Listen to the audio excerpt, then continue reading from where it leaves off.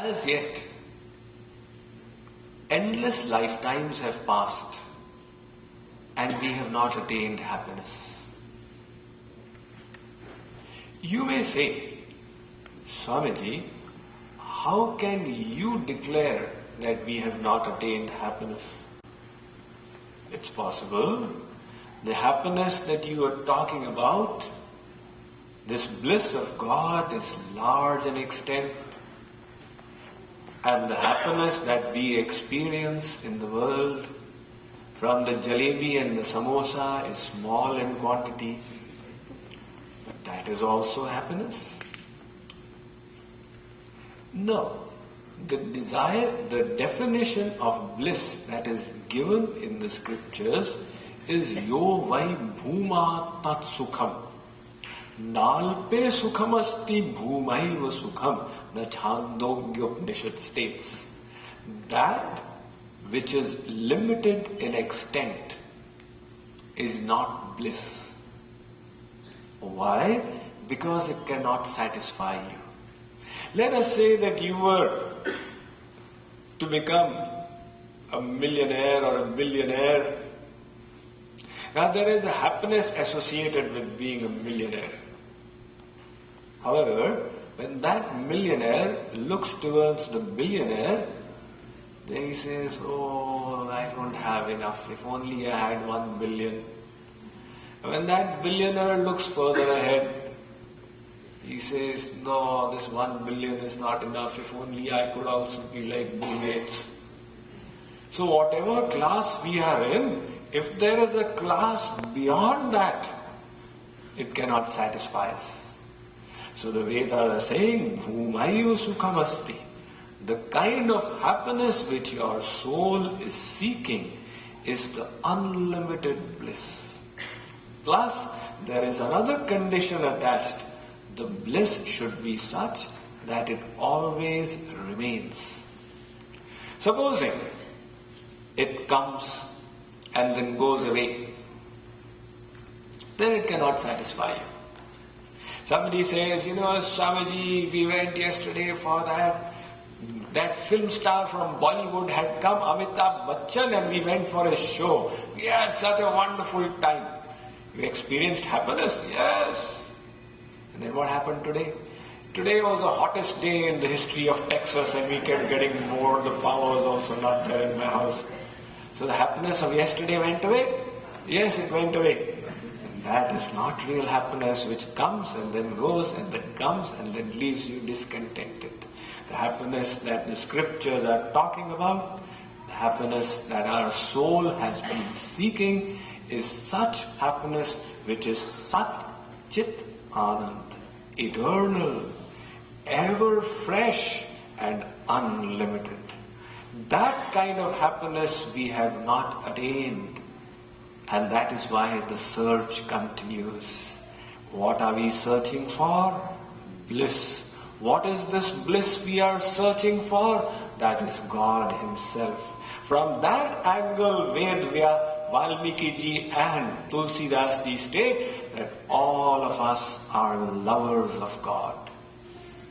And this search is not since the last 30 years or 50 years or 70 years. Do not think, oh, such a long life has passed searching for happiness, still I have not got it.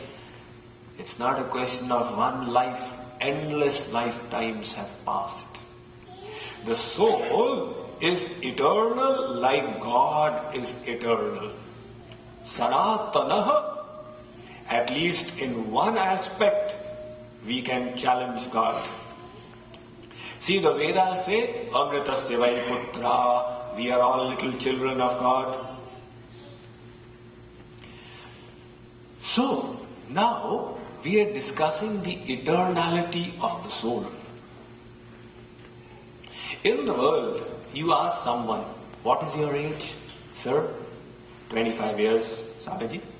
What's your father's age? 25 years. What's that? Your age is 25, your father's age is also 25. How is that possible? But in this case, we are eternal and our Father, the Supreme Lord, is also eternal. I once asked a little child that, where is your father's house? He said, it's in front of my uncle's house. I said, where is your uncle's house? He said, it's in front of my father's house. I asked him, where is your uncle's house and your father's house? He said, they are in front of each other.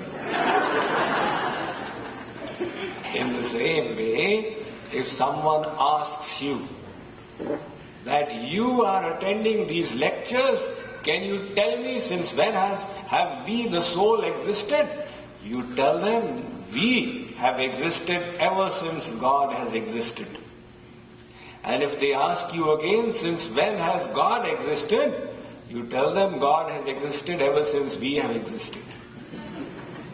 And if they ask you a third time, since when have we and God both existed?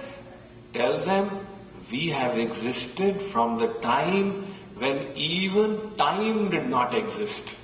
This question, when, was not relevant. In other words, time begins from creation. Aksharat sanjayate kala. Like a clock is made, then it starts running. So God creates this world and time begins. However, we have existed even before that beginning of creation. That is the meaning of eternal. So our search for happiness is since eternity, and yet it has not been fulfilled. Now what is the reason for this? Isn't it very surprising? The answer is given by Ved Vyas in the 37th verse of the 2nd chapter of the 11th canto of the Bhagavatam. He states, Bhayam dvitiya bhinivesha tasya dishadape tasya viparyayo smritihi tanmayayato buddha bhaje tam bhaktyayikayesham gurudevatatma. He says, the soul is seeking happiness, but it's running for happiness in the wrong direction. Like, let's say you wish to go from Dallas to Houston. Now Houston lies towards east and you're running towards the west. So Houston is getting further and further away. In the same way, Ved Vyasji says you are running for happiness in the wrong direction. You do not know where that happiness is. And what is the reason for this ignorance? The reason is vimukta of God. The reason is that we have turned our backs to God. See, God is full of knowledge, Chit. Now, let us say there is a source of light, that halogen there. If I was to turn my back towards the source of light, what would I find in front of me? Darkness, the shadow. So the moment you turn around towards light, you experience darkness in front of you. God is that light. We have turned our backs towards God, and that is why we have been overcome by ignorance. This Maya is the form of that ignorance. Aksharat sanjayate kala.